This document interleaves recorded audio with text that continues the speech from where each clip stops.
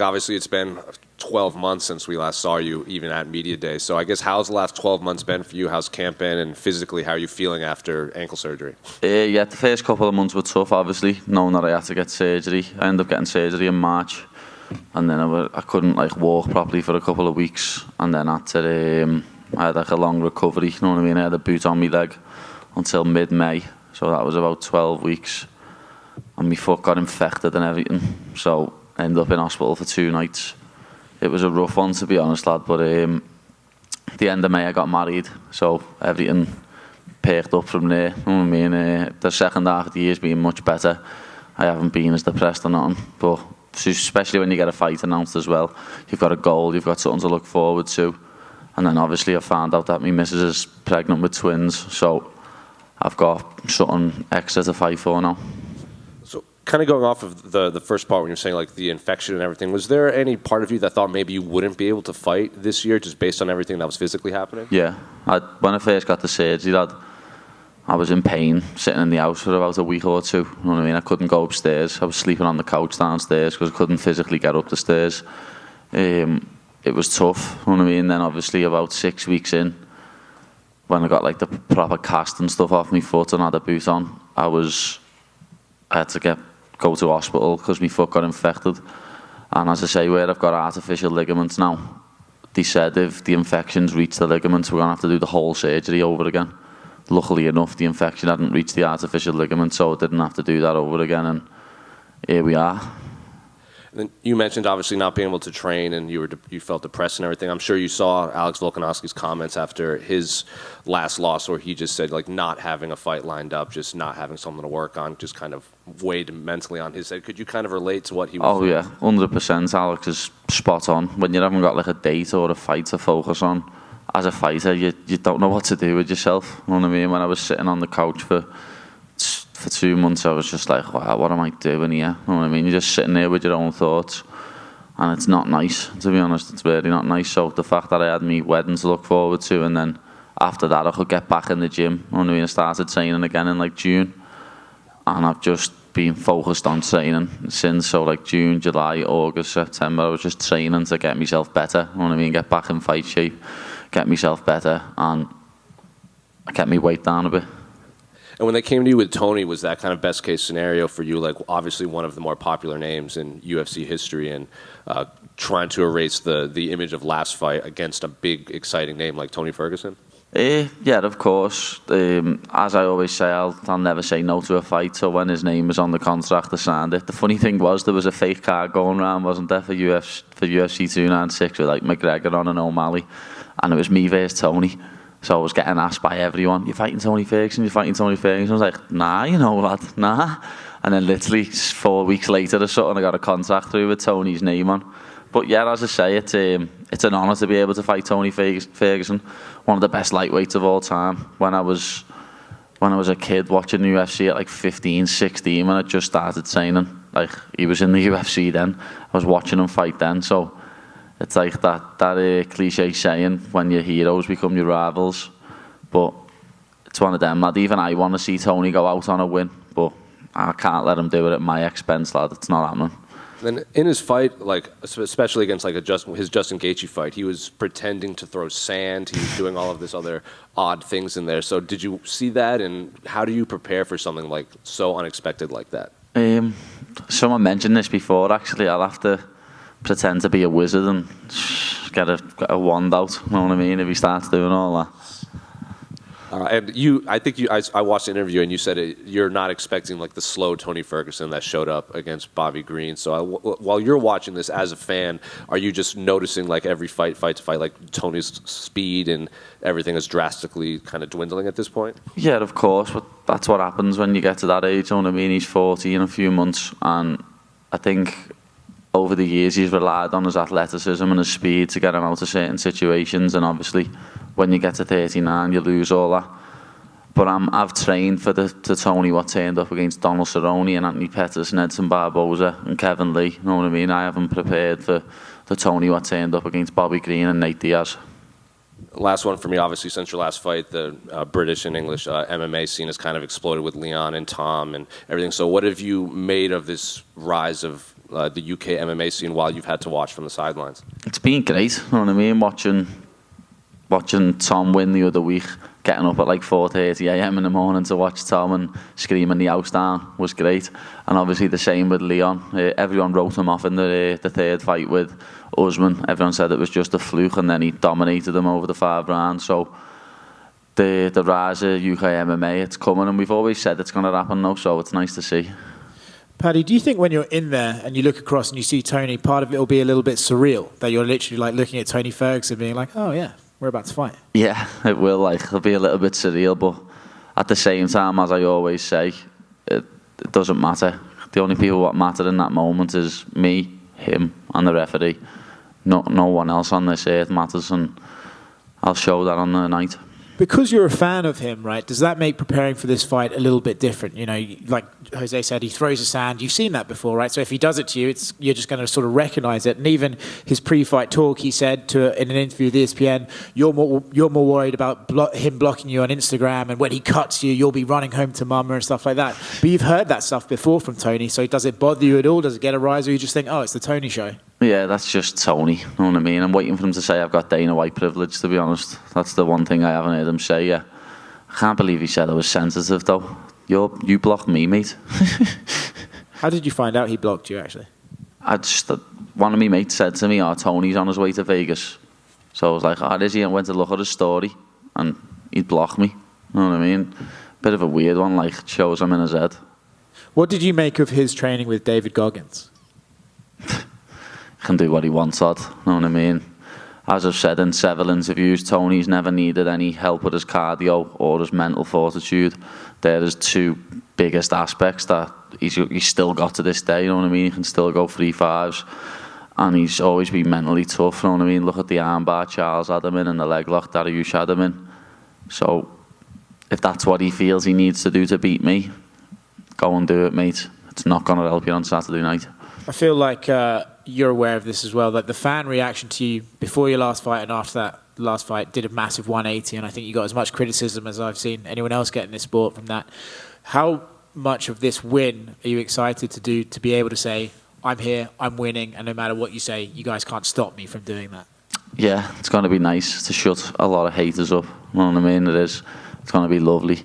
I can't wait to do it. I really can't, lad. That's why it was even worse the first couple of months after I'd done my last fight, because if I would have got injured after the Levitt fight, it wouldn't have been like that, you know what I mean? It would have been plain sailing. People would have been up my arsehole. But when you get injured after having a very close fight and a performance like that, after saying I was going to dismantle him, which I would have if I didn't get injured in the first round, then it's a lot different. Paddy, just behind Oscar here. I saw you meet Cody Garbrandt at the PI. Did you explain to him the difference between a Scouser and a Sorcerer? Well, I done that last year when I met him here last year, to be honest. But Cody's one of the nicest dudes in MMA, lad. Whenever I see him here, he's always very welcoming, as he lives here now, and he's just a cool dude, lad. And you sharing a card with Ian Gary for the first time. You both sort of made your debuts a similar time. What are your thoughts on him as a fighter? Do you think he could be a champion? Yeah, he could, of course. Like, that welterweight division's wide open, especially if he beats Luque. He'll go into the top 10, or he's already in the top 10. He'll go higher up in the rankings. And finally, you got called out by Dylan Dennis. He wanted Baker's UFC debut against you. Is that one you'd welcome if he gets if he gets signed, lad, let's do it. You know what I mean? He fought Logan Paul and threw about 6 punches. He threw more punches at security guards than he did Logan Paul. Thank you.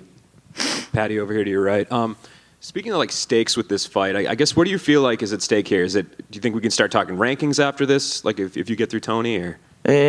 Well, no, not really, because Bobby Green beat him, and Bobby Green didn't get a ranking. He had to fight someone for a ranking after beating Tony. So I'm guessing it'll be a pretty similar situation for myself. Beat Tony, and then I'll fight someone who's like ranked 15 to 12 or something like that. For you, you're in an interesting spot because you're so popular. I'm assuming UFC probably wants to put you on pay-per-views going forward. Is there part of you that wants to have that kind of 5-round main event sort of fight night headliner before you start talking about titles and stuff? Or I don't know. We'll see. I just go with the win, lad. Whatever the UFC asks me to do next, I'll probably do it. As I say, I won't ever say no to a fight.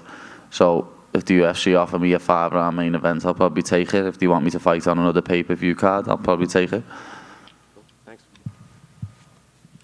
Paddy back here. Paddy, last year, obviously, you came out and you talked about building, the Paddy Foundation, helping those struggling with mental health.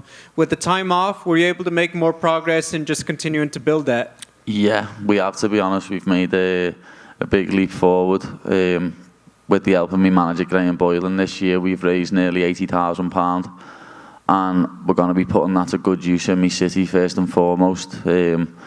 We'll be helping some kids on Christmas Day this year, and we'll be doing a lot more in the coming months. But as I say, this year's been great. You know what I mean? We've been able to raise a lot of money, and this is just the beginning. You know what I mean? We're going to keep raising money, and we're going to keep helping people. What would it mean to you for someone to say, Paddy's philanthropic goals were bigger than what he accomplished in fighting? That'd be amazing. You know what I mean? Like, as I've always said, fighting is one of the biggest things in my life, but when men come up to me and say, I didn't kill myself because of what you said after you fought, that means 10 times more than any fight ever will.